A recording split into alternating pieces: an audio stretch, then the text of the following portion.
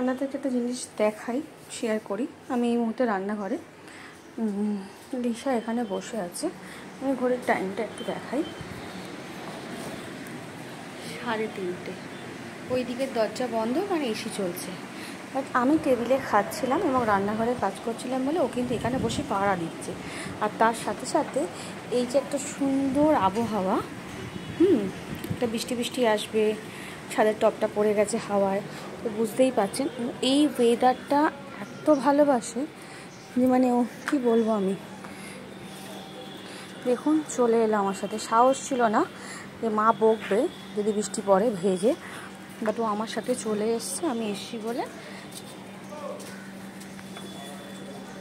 সারাক্ষণ এই বৃষ্টি পড়লেও, আমি এর আগেও ভিডিও শেয়ার করেছি, ও দেখুন আমার সাথে সাথেই চলে আসছে। ও কী করে, ওই ছাদের সামনেটা বসে বৃষ্টিটা উপভোগ করে। চলো।